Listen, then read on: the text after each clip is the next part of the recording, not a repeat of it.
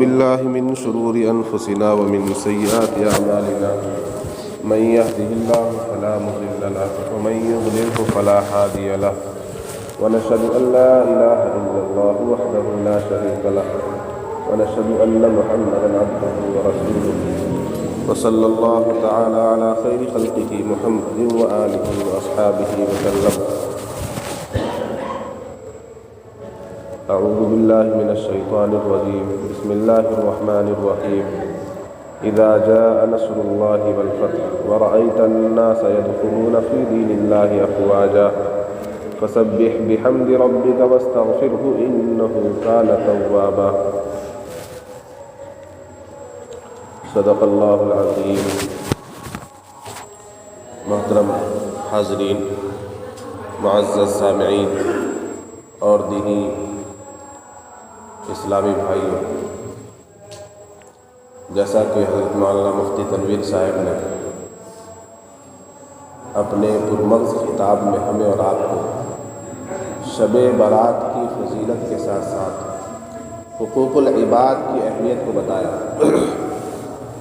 اس سے ہمیں اندازہ لگ گیا ہوگا کہ اللہ تبارک و تعالیٰ نے جو عبادت ہمارے لیے مقرر کی ہے، اس عبادت کے ساتھ ساتھ ہمیں اور آپ کو اور دنیا میں رہنے والے تمام مسلمانوں کو اللہ کے حقوق کے ساتھ ساتھ بندوں کے حقوق کو بھی ادا کرنا ہے. دو طرح کے حقوق ہر آدمی سے وابستہ ہے. ایک تو اللہ کا حق ہے، نماز پڑھنا، روزہ رکھنا، زکوٰۃ دینا، حج کرنا، یہ سب اللہ کے حقوق ہیں.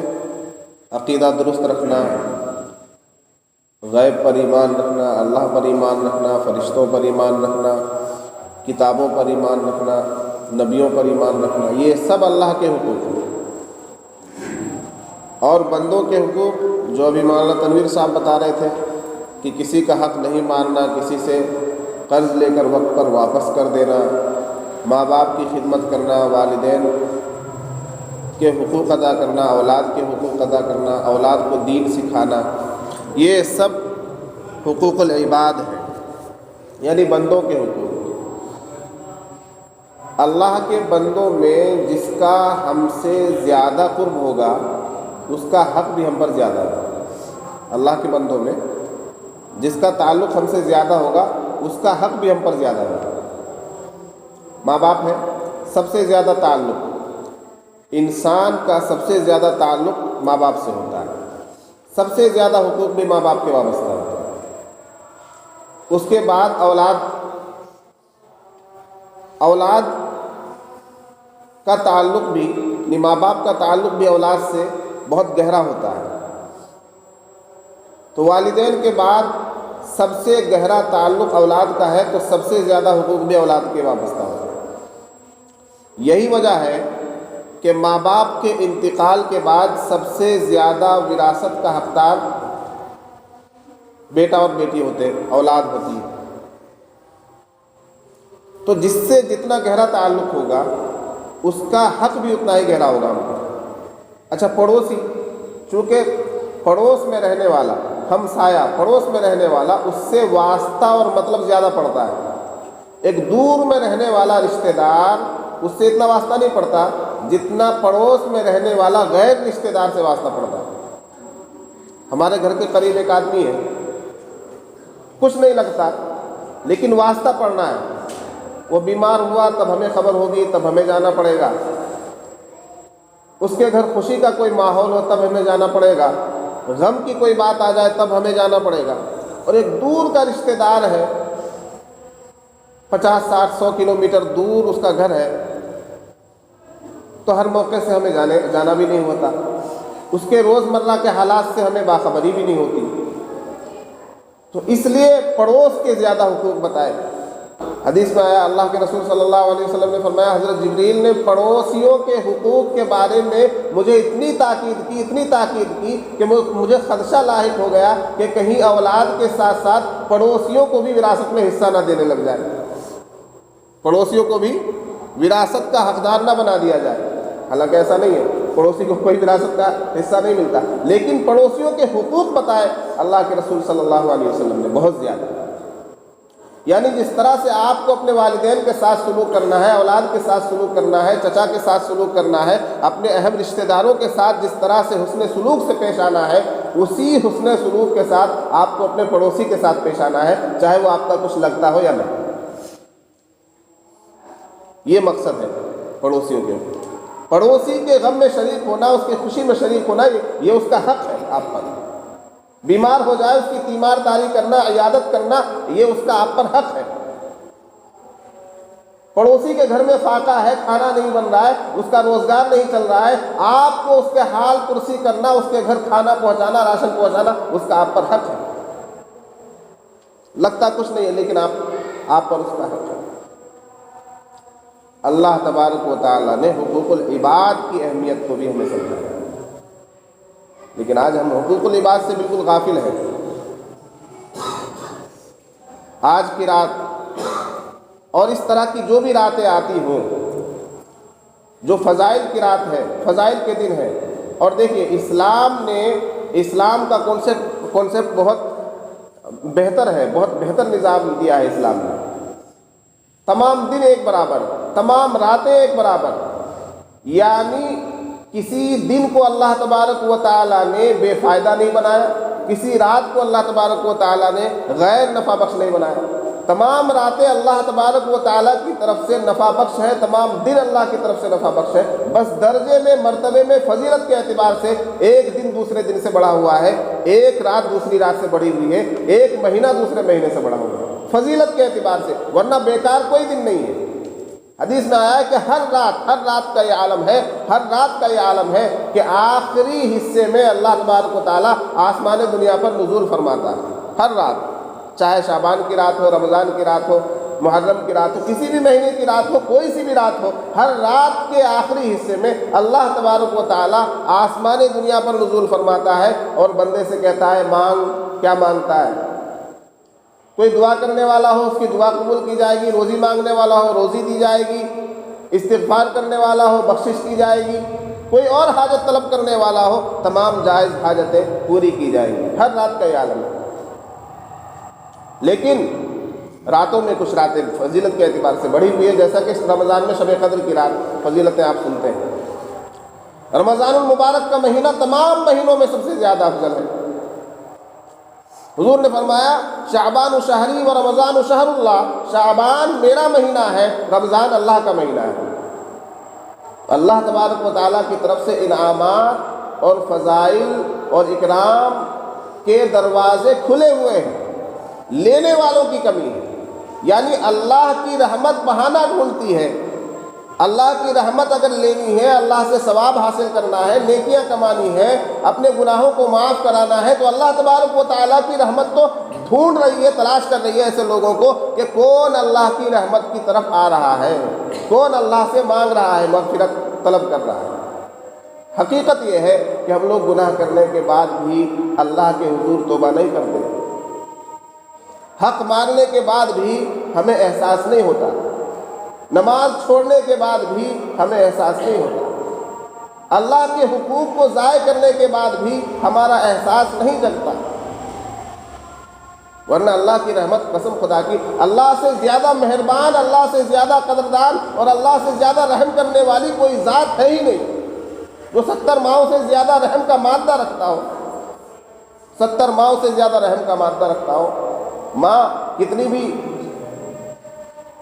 سخت دل ہو، اپنے بچے کو گھر سے ایک وقت کے لیے بھگا دے گی، 2 گھنٹے کے بعد وہی بچہ آئے گا گڑ گڑاتا ہوا تو اس کو سینے سے لگا لے گا۔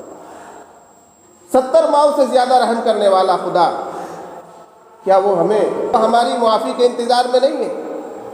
وہ تو کہتا ہے کہ میں رحیم ہوں، میں کریم ہوں، میں غفور ہوں، میں تواب ہوں، توبہ قبول کرنے والا ہوں، میں غفار ہوں، میں ستار ہوں۔ بے شمار گناہ ہم کرتے ہیں آج کے ٹائم میں، اللہ نے ستاری کا معاملہ کیا ہوا ہے، اللہ ہمارے عیوب کو چھپائے ہوا ہے، اللہ ہمارے گناہوں کو چھپائے ہوا ہے، ستاری کا معاملہ کر رہا ہے، غفاری کا معاملہ کر رہا ہے۔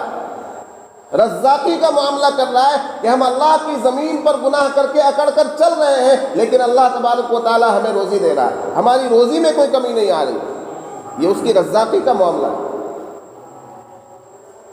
لیکن یہ تو دنیا ہے، دنیا گزر جائے گی کسی بھی طرح سے، لیکن جب آخرت کا مرحلہ آئے گا تو وہاں تو اللہ تبارک و تعالیٰ جس کی چاہے گا پکڑ کر لے گا۔ اگر ہمارے پاس کوئی اخلاص کا عمل ہوگا، اگر ہمارے پاس اللہ کو منانے والا کوئی عمل ہوگا، اگر ہم نے اللہ سے مغفرت طلب کی ہوگی، استغفار کیا ہوگا، اپنے گناہوں پر ندامت کی ہوگی، گناہ تو ہر کسی سے ہوتا ہے، الانسان مرکب من الخطأ والنسیان، انسان خطا اور گناہ کا پتلا ہے۔ اور حدیث میں آیا ہے بہترین گناہ گار وہ ہے جو گناہ کرنے کے بعد توبہ کر لے، گناہ کرنے کے بعد توبہ کر لے، وہ اچھا گنہگار گار ہے۔ اور اللہ تبارک و تعالیٰ تواب ہے، توبہ قبول کرنے والا ہے۔ لیکن المیہ یہ ہے، افسوس کی بات یہ ہے کہ گناہ کرنے والا اپنے گناہ پر نادم تو کیا ہوتا، شرمندہ تو کیا ہوتا، فخر و غرور کے ساتھ اپنے گناہوں کو اپنے دوستوں کے درمیان بیان کرتا ہے۔ دھڑلے سے گناہ ہو رہا ہے اور اس کی تشہیر بھی ہو رہی ہے، اس کو سوشل میڈیا پر وائرل بھی کیا جا رہا ہے، دوستوں کے درمیان اس کو بیان بھی کیا جا رہا ہے۔ جب گناہ اس درجے کا ہو جائے تو پھر اللہ تبارک و تعالیٰ کی طرف سے بھی ستاری کا پردہ ہٹ جاتا ہے اور اللہ تبارک و تعالیٰ بھی اسے ذلیل کر کے رکھ دیتا ہے۔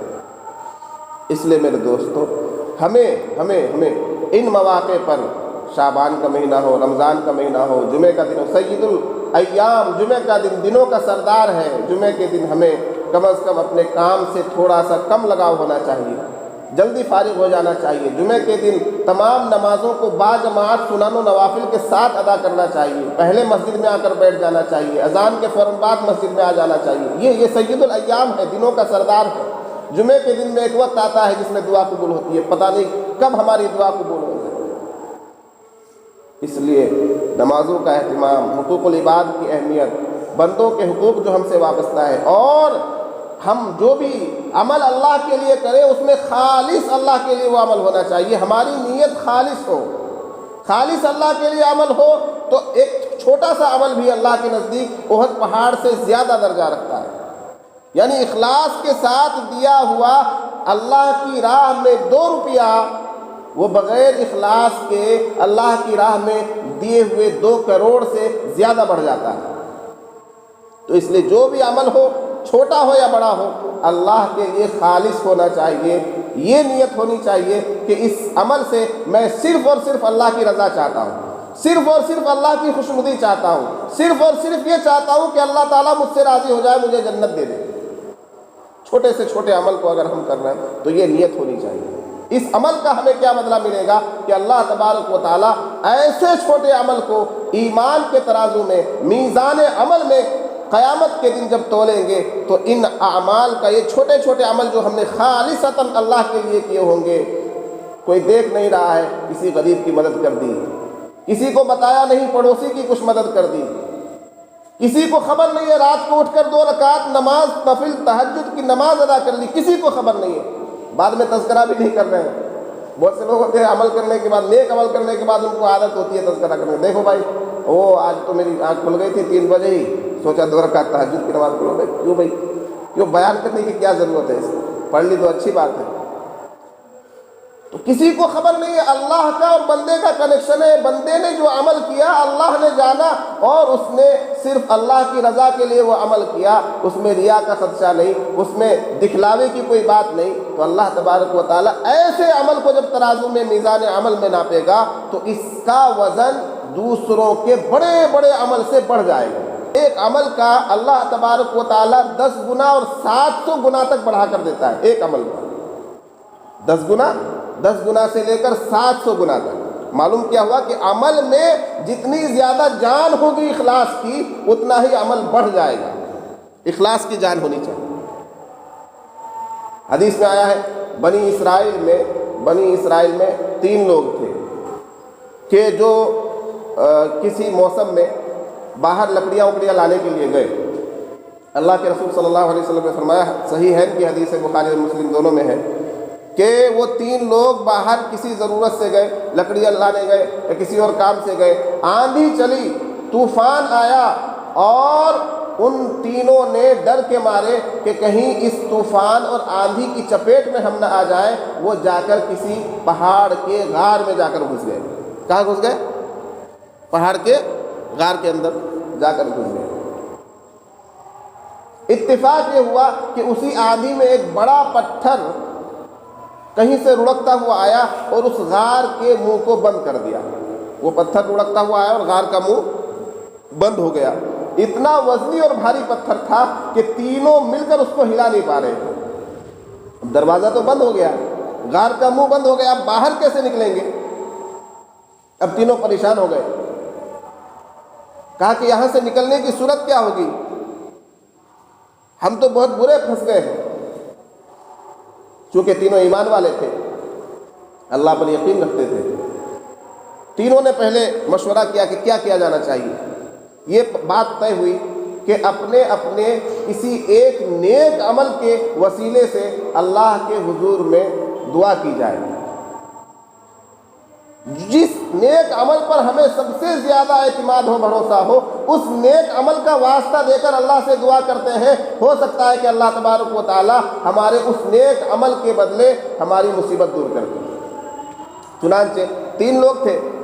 ایک شخص نے سب سے پہلے دعا کی کہ اے اللہ، میں والدین کی خدمت کرتا تھا، میرے والدین، میرے ماں باپ بوڑھے ہو چکے تھے، اور خدمت کا حال یہ تھا کہ میں بکریاں چراتا تھا، بھیڑ بکریاں میرے پاس تھیں بہت ساری، اور دن بھر میں بھیڑ بکریاں چرا کر رات کو گھر لوٹتا تھا، تو میرے ماں باپ کو میں بکریوں کا دودھ دوہ کر پہلے اپنے ماں باپ کو پلاتا تھا اور کھانا دیتا تھا، تب جا کر میں اپنے بچوں اور بیوی کی فکر کرتا تھا، بیوی بچوں کو بعد میں دودھ پلاتا تھا، پہلے ماں باپ کو دودھ پلاتا تھا، تب جا کر میں بیوی بچوں کو دودھ پلاتا تھا۔ ایک رات ایسا ہوا کہ میں جب بکریاں چرا کر گھر واپس آیا تو مجھے تاخیر ہو گئی، تھوڑی سی دیر ہو گئی، میرے ماں باپ سو چکے تھے، نیند آ گئی تھی انہیں، لہٰذا میں نے بکریوں کا دودھ دھوا اور جا کر ماں باپ کے سرانے پر کھڑا ہو گیا، اور میں نے سوچا کہ ابھی تو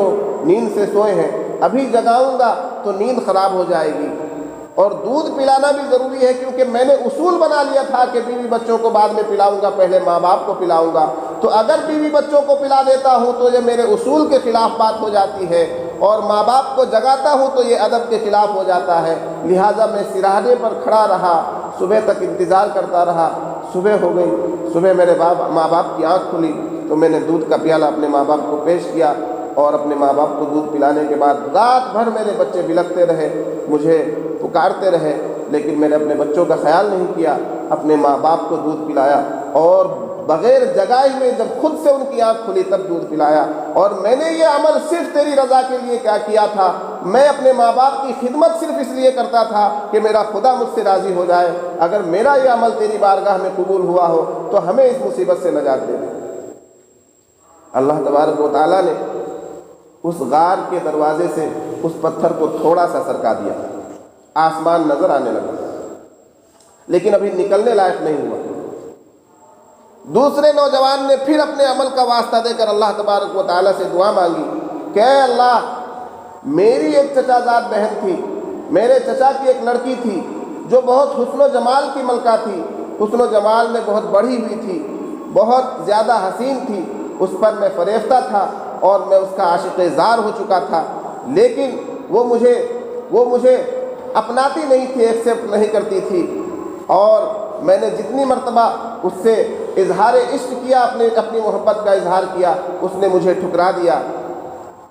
پھر اچانک ایسا ہوا کہ وہ مجبور و بے سہارا ہو گئی، اس کے گھر میں فاقے پڑ گئے، کھانے کے لالے پڑ گئے، تب جا کر اس نے مجھ سے کہا کہ اگر تو اپنی مراد میں کامیاب ہونا چاہتا ہے تو میرے لیے 100 اشرفیوں کا انتظام کر دے، میں تیری مراد پوری کر دوں گی۔ لہٰذا میں نے کسی طرح سے محنت مزدوری کر کے اور خوب تگودو کر کے 100 اشرفیوں کا انتظام کیا تاکہ میں اس کے ساتھ منہ کالا کر سکوں، میں گناہ کر سکوں۔ 100 اشرفیوں کا انتظام کرنے کے بعد میں اس کے پاس گیا کہ لے، تیرے لیے 100 اشرفیوں کا میں نے انتظام کر دیا ہے۔ وہ تیار ہو گئی، جب اس کے ساتھ میں کمرے میں علیحدہ ہوا، تنہا ہوا، اور میں راضی تھا، وہ بھی راضی تھی، اور ہم دونوں تیار تھے اس بات پر کہ گناہ ہو جائے، زنا ہو جائے، لیکن جو ہی میں اس پر قابو پانے والا تھا، اس نے فوراً ایک لفظ کہا کہ مجھے اللہ کے لیے چھوڑ دے، اللہ سے ڈر جس نے اب تک مجھے محفوظ کر رکھا ہے، اور بغیر نکاح کے میرا غلط استعمال مت کر۔ اس کا یہ جملہ سننا تھا کہ میں اس سے دور ہٹ گیا، اور میں نے 100 اشرفیہ بھی اسے یوں ہی دے دی، چونکہ اس نے مجھے اللہ سے ڈرنے کے لیے کہا تھا، اور میرے ذہن میں تیرا تصور اس وقت نہیں تھا، لیکن جب اس لڑکی نے تیرا نام لیا کہ اللہ سے ڈر، تو فوراً مجھ پر تیرا خوف طاری ہو گیا، اللہ کا ڈر میرے دل پر سوار ہو گیا، اور میں اس سے دور ہو گیا۔ 100 اشرفیہ بھی میں نے اسے یوں ہی دے دی، اور میں نے اس سے میں اس گناہ سے بچ گیا، اور میں اس سے دور ہو گیا، اور میں نے یہ عمل صرف اس لیے کیا تھا کہ اللہ تو راضی ہو جائے، تیری رضا کے لیے، تیری خوشنودی کے لیے میں نے یہ عمل کیا، یعنی اس گناہ سے میں دور رہا تیری رضا مندی کے لیے۔ اگر میرا یہ عمل تیری بارگاہ میں قبول ہوا ہو تو ہمیں اس مصیبت سے نجات دے۔ اللہ تبارک و تعالیٰ نے اس غار سے اس پتھر کو تھوڑا اور سرکا دیا، لیکن اب بھی اس لائق نہیں ہوا کہ ان میں سے کوئی بھی نکل سکے۔ پھر تیسری نے دعا مانگی، جو تیسرا شخص اس غار کے اندر پھنسا ہوا تھا، اس نے اللہ کی بارگاہ میں ہاتھ اٹھایا اور کہا، اے بار الہ، میں مزدوروں کو بلا کر مزدوری کا کام لیا کرتا تھا، میرے گھر میں بہت سے مزدور آتے تھے، دن بھر کام کرتے تھے، شام کو اپنی مزدوری لے کر واپس چلے جاتے تھے۔ ایک مرتبہ ایک مزدور کو میں نے کام پر رکھا، کچھ وزن چاول کے بدلے میں نے اس کو کام پر رکھا کہ اتنے چاول میں تم کو شام کو دوں گا، لیکن جب شام ہوئی اور اس نے اپنی مزدوری پوری کر لی تو میں نے اسے مزدوری لینے کے لیے بلایا۔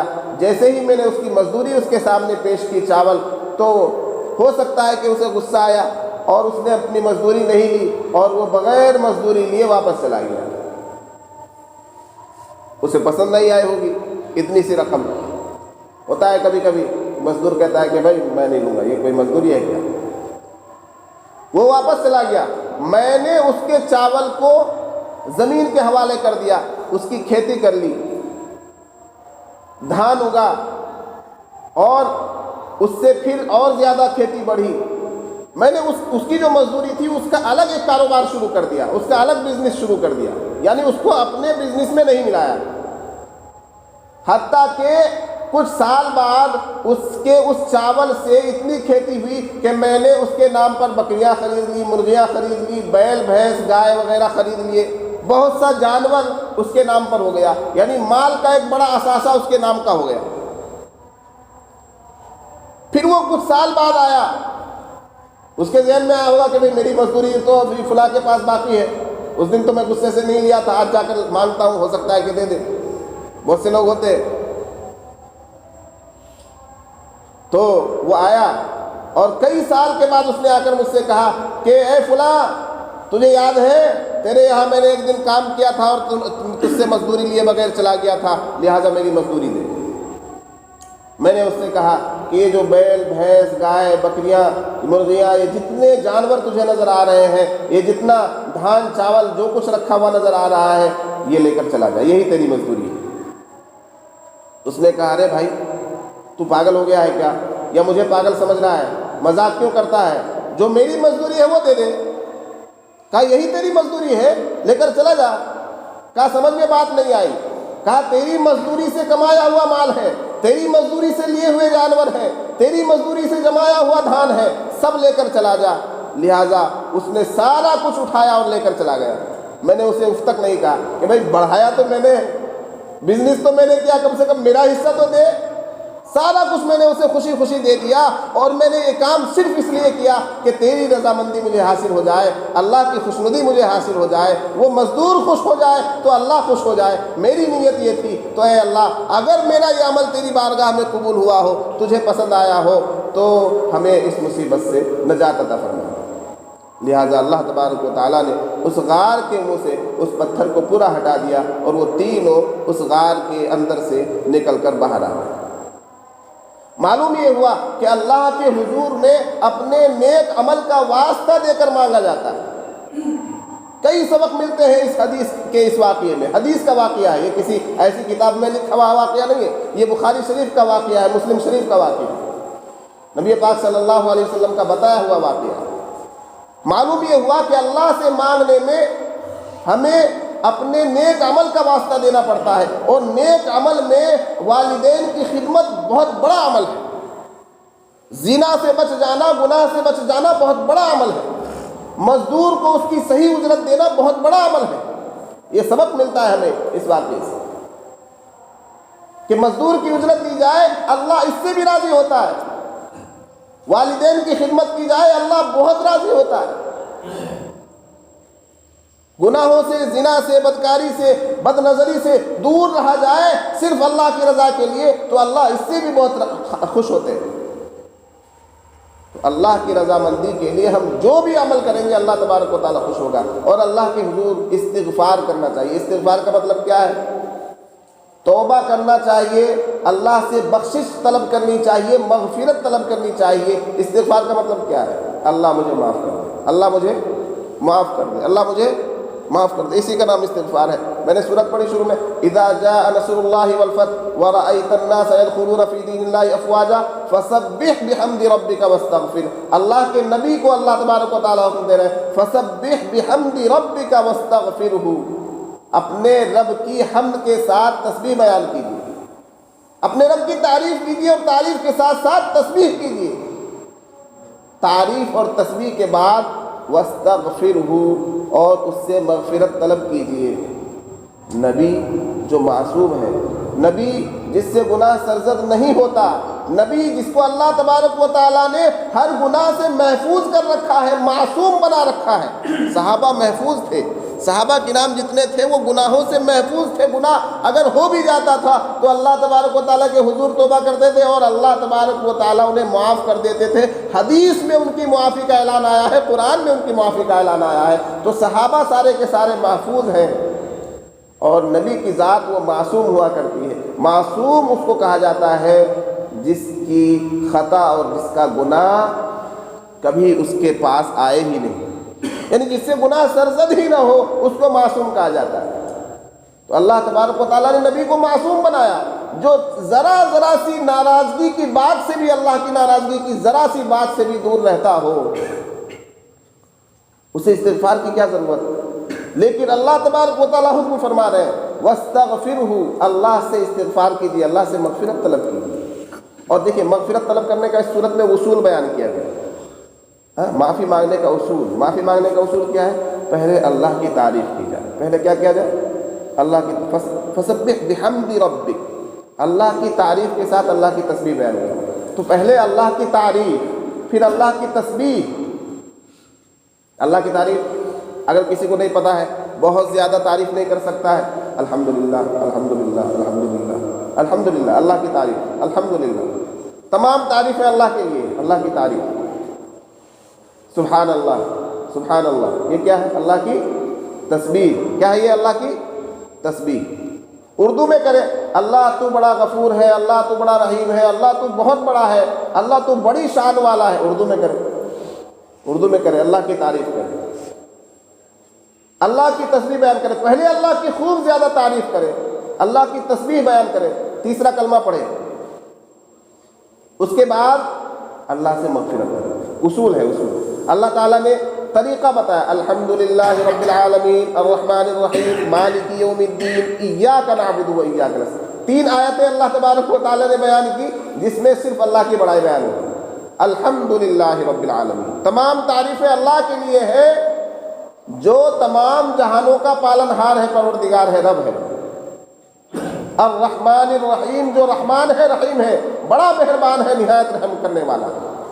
مالک یوم الدین، یوم جزا کا مالک ہے، حساب و کتاب کے دن کا مالک ہے.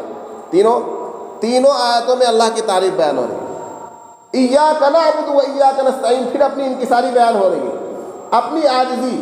یعنی بندہ جو اللہ کی تعریف کر رہا ہے، وہ بندہ پھر اپنی انکساری بتا رہا ہے، اپنی عاجزی بتا رہا ہے، اپنی محتاجگی بیان کر رہا ہے. ایاک نعبد و ایاک نستعین، ہم تیری ہی عبادت کرتے ہیں، یعنی تیرے ہی سامنے سر جھکاتے ہیں، تیرے ہی سامنے جھکتے ہیں، تیرے سامنے سجدہ ریز ہوتے ہیں اور تجھ سے ہی مدد طلب کرتے ہیں۔ ایاک نستعین، ایاک پہلے، نستعین بعد میں، ایاک پہلے نعبد بعد میں۔ مطلب یہ ہے کہ اللہ کے سوا کسی کی عبادت نہیں اور اللہ کے سوا کسی سے مدد طلب نہیں۔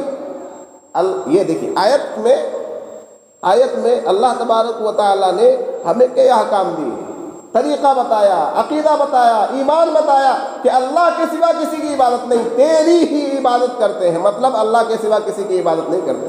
اگر اللہ کے سوا کسی اور کی بھی عبادت کرتا ہے تو قبول نہیں ہوگی دعا، ایمان قبول نہیں ہوگا تو دعا تو بہت دور کی بات ہے۔ ایاک نعبد، صرف تیری عبادت کرتے ہیں، ایاک نستعین، صرف تجھ ہی سے مدد طلب کرتے ہیں۔ گویا کہ مددگار بھی اللہ کے سوا کوئی نہیں ہے، مددگار کوئی اللہ کے سوا نہیں، روزی دینے والا کوئی اللہ کے سوا نہیں، دعا سننے والا کوئی اللہ کے سوا نہیں، اللہ کے سوا کوئی کام بنانے والا نہیں، اللہ کے سوا کوئی بگڑی بنانے والا نہیں، اللہ کے سوا کوئی مصیبت سے نکالنے والا نہیں، اللہ کے سوا کوئی نجات دینے والا نہیں، اللہ کے سوا کوئی روزی پہنچانے والا نہیں، اللہ کے سوا کوئی مغفرت دینے والا نہیں۔ اللہ کے سوا کسی کے پاس ہے جنت ہے کسی کے پاس اللہ کے علاوہ، کسی کے پاس مغفرت کی طاقت ہے اللہ کے علاوہ، کسی کے پاس دنیا کی سلطنت ہے اللہ کے علاوہ۔ ساری بادشاہت تو اللہ کی ہے، ساری سلطنت تو اللہ کی ہے، ساری کائنات تو اللہ کی ہے۔ چاند سورج کو بنانے والا اللہ ہے، پہاڑوں کو بنانے والا اللہ ہے، پہاڑوں کو گاڑنے والا اللہ ہے، سمندروں کو بنانے والا اللہ ہے، زمینوں کو بچھانے والا اللہ ہے، آسمانوں کو بلند کرنے والا اللہ ہے، جنت کا مالک اللہ ہے، جہنم کا مالک اللہ ہے، دوزخ کا مالک اللہ ہے، فرشتوں کا مالک اللہ ہے، تمام انبیاء کا مالک اللہ ہے۔ تو بتائیے کس سے ہم مدد طلب کریں، کس کی عبادت کریں؟ اللہ کے سامنے سب محتاج ہے، چاہے پیر ہو، ولی ہو، نبی ہو، بڑا سے بڑا قطب ابدال ہو، اللہ کے سامنے سب محتاج ہیں، اللہ کے سامنے سب محتاج ہیں۔ جی اشہد ان محمدن عبدہ ورسولہ، یہ گواہی دی جاتی ہے ایمان والے کی زبان میں، اشہد ان محمدن عبدہ ورسولہ، کہ میں گواہی دیتا ہوں کہ محمد اللہ کے بندے اور اس کے رسول ہیں۔ پہلے بندہ ہے پھر رسول ہے، اور بندے میں بندیت ہوتی ہے، عبدیت ہوتی ہے۔ بندہ پہلے بندہ ہے، یعنی اللہ کے سامنے محتاج ہے، اللہ کے مقابلے میں کچھ نہیں ہے، تب بندہ ہے۔ پھر اللہ تبارک و تعالیٰ اس کو اعزاز دیتا ہے، اکرام دیتا ہے، نوازتا ہے، بخششات کرتا ہے، تب جا کر اسے کوئی مرتبہ ملتا ہے۔ تو اللہ تبارک و تعالیٰ نے نبی بنایا، بندے کو نبی بنایا، بندے کو رسول بنایا، تب جا کر وہ رسول بنے۔ پھر رسول کو اللہ تبارک و تعالیٰ نے حکم فرمایا اور رسول کو اصول بتایا۔ انک لا تہدی من احببت، آپ جس کو چاہے ہدایت نہیں دے سکتے، ہدایت دینا میرا کام ہے، آپ جس کو چاہے ہدایت نہیں دے سکتے۔ حضور کی سب سے بڑی آرزو تمنا تھی کہ چچا ابو طالب ایمان لے کر آ جائے، لیکن اللہ کی مرضی کے بغیر کسی کے دل میں ایمان نہیں گھس سکتا۔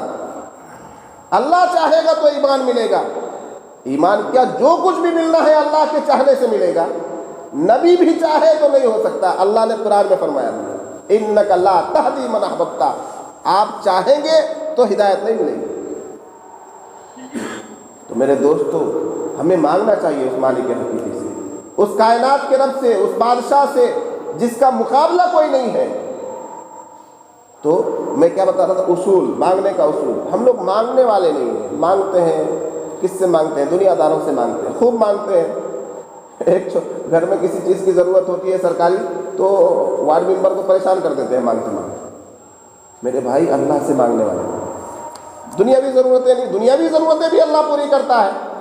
آپ اخلاص کے ساتھ اس دنیاوی ضرورت کے لیے تگودو کیجئے، کوشش کیجئے، جو کرنے کے کام ہے وہ کیجئے، پھر اللہ سے مانگیے، اللہ تبارک و تعالیٰ دے گا۔ روزی میں برکت بھی اللہ دیتا ہے، کاروبار میں ترقی بھی اللہ دیتا ہے، اس لیے اللہ سے مانگنا چاہیے، اللہ سے مانگنا چاہیے۔ آج ہم نے اللہ سے مانگنا چھوڑ دیا۔ اللہ سے مانگنے کا طریقہ ہے اللہ کی تعریف کی جائے، تسبیح بیان کی جائے، اس کے بعد مغفرت طلب کی جائے۔ تسبیح، تعریف، تسبیح، پھر مغفرت۔ استغفر اللہ، استغفر اللہ، کچھ نہیں آتا، استغفر اللہ، استغفر اللہ۔ اردو میں مانگے، اللہ مجھے معاف کر دے، اللہ میری مغفرت کر دے، اللہ میری مغفرت کر دے۔ استغفر اللہ ربی من کل ذنب واتوب الیہ۔ اے اللہ میں تیری مغفرت طلب کرتا ہوں ہر گناہ سے اور میں تیرے سامنے توبہ کرتا ہوں۔ توبہ کرنے کا مطلب یعنی جتنے میں نے گناہ کیے ہیں ان گناہوں پر میں شرمندہ ہوں، آگے نہیں کرنے کا عہد کرتا ہوں، یہ ہے توبہ کا مطلب۔ یہ نہیں کہ ذہن میں ہے کہ بھائی پھر کل گناہ کریں گے پھر پرسوں توبہ کر لیں گے، یہ اس کا نام توبہ نہیں ہے۔ توبہ کرتے وقت ذہن میں رہنا چاہیے کہ آئندہ اس گناہ سے بچنے کی حتی الامکان کوشش کی جائے گی، شیطان اگر ملوث کر دے تو الگ بات ہے۔ تو میرے دوستو وقت زیادہ ہو رہا ہے، اللہ تبارک و تعالی ہمیں مانگنے والا بنائے۔ اس رات میں مخصوص عبادت کا کوئی مخصوص طریقہ مقرر نہیں ہے، یعنی حدیث میں یا قرآن میں کوئی ایسا طریقہ نہیں آیا ہے کہ شب برات میں یعنی اس رات میں ہم لوگ اس عبادت کو کریں، مثلا اتنی رکعت نفل نماز پڑھیں، اتنا قرآن پڑھیں، اتنی مرتبہ قبرستان جائیں، اتنی مرتبہ ایصال ثواب کریں، یہ مطلب مخصوص کوئی عبادت مقرر نہیں ہے، ساری عبادتیں کر سکتے ہیں، اور اجتماعی عبادت بھی نہیں ہے۔ حدیث قرآن میں میری مل جل کر جو ایک دم جم گھٹا کے ساتھ مسجد میں یا کسی جگہ پر عبادت میں اگر اجتماعیت ہو جائے نفل عبادت میں تو پھر وہ سنت نہیں رہتی۔ نفل عبادت میں اگر اجتماعیت ہو جائے تو پھر وہ سنت نہیں رہتی۔ تو اس لیے اگر کوئی مسجد میں بھی نماز پڑھنا چاہے تو آئے نماز پڑھ کر چلا جائے، یہ نہیں کہ مسجد میں شب گزاری کریں۔ سمجھ میں آئی بات؟ اور گھروں کو آباد کیجیے، حدیث میں آیا ہے کہ اپنے گھروں کو قبرستان نہ بناؤ، اپنے گھروں کو قبرستان نہ بناؤ۔ مطلب کیا ہے کہ اپنے گھروں میں نماز پڑھتے رہو۔ جس گھر میں نماز نہیں ہوتی ہے، جس گھر میں قرآن کی تلاوت نہیں ہوتی ہے، جس گھر میں اللہ کی عبادت نہیں ہوتی ہے، وہ قبرستان کے مطلب مانند ہے۔ یعنی قبرستان میں بھی تو یہ سب کچھ نہیں ہوتا، قبرستان میں عبادت ہوتی ہے، قرآن کی تلاوت ہوتی ہے، اللہ کا ذکر ہوتا ہے، نہیں ہوتا ہے نا۔ تو جس گھر میں اللہ کا ذکر نہیں ہوتا، عبادت نہیں ہوتی، نماز نہیں پڑھی جاتی، سنت نہیں پڑھی جاتی، نوافل نمازوں کے بعد اگر کوئی بغیر سنت پڑھے باہر نکل گیا، کوئی کام تھا باہر نکل گیا، تو اس کو چاہیے کہ گھر میں جا کر سنت پڑھے، دکان میں جا کر سنت پڑھے۔ اپنے گھروں کو قبرستان نہ بنانے کا مطلب ہے۔ تو اس رات میں اگر کوئی آدمی تنہائی میں عبادت کرے بہت اچھا ہے، گھر میں عبادت کرے بہت اچھا ہے، نفل نماز پڑھے، نماز پڑھ کر تھک گیا ہے قرآن کی تلاوت کر لے، قرآن کی تلاوت نہیں کر سکتا کوئی اور تسبیح پڑھ لے، قرآن پڑھنا نہیں آتا اللہ کا ذکر کر لے، اللہ اللہ اللہ اللہ بیٹھ کر اللہ کا نام لے، اللہ تبارک و تعالیٰ خوش ہوتا ہے۔ اللہ کا نام لے کر پھر اللہ سے دعا کرے، دعا ضرور کرنی چاہیے ہمیں۔ ہم سارا کچھ کر لیتے ہیں، دعا نہیں کرتے ہیں۔ اب دعا مخ العبادہ، دعا عبادت کا مرض ہے۔ بہت ساری عبادت کر لیجیے اور دعا مت مانگیے تو گویا آپ نے جو ہے سارا کام کر لیا اور مزدوری نہیں لی۔ تو دعا مزدوری ہے، دعا مزدوری ہے۔ اللہ تبارک و تعالیٰ ہمیں عبادت کرنے کی، اللہ کی تعریف کرنے کی، اللہ کی تسبیح بیان کرنے کی، اللہ سے مغفرت طلب کرنے کی، بہت زیادہ اللہ سے دعا مانگنے کی توفیق مرحمت فرمائے۔ وآخر دعوانا الحمدللہ رب العالمین۔